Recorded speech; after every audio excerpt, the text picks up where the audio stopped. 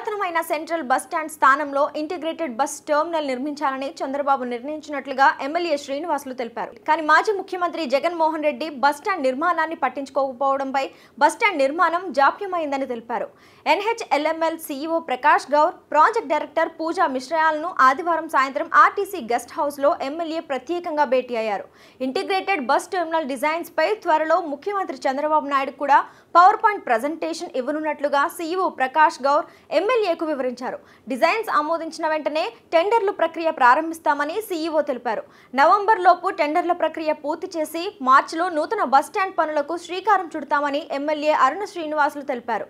ఇక చంద్రబాబు నాయుడు ముఖ్యమంత్రిగా తిరిగి రావడంతో తిరుమల వాసులు చిరకాల వాంఛ నెరవేరుతుందని ఆయన చెప్పుకొచ్చారు. ఇక ప్రయాణికులు, భక్తులకు అధునాతన సౌకర్యాలతో నూతన బస్ స్టాండ్ రూపుదిద్దుకుంటుందని ఆయన తెలియజేశారు.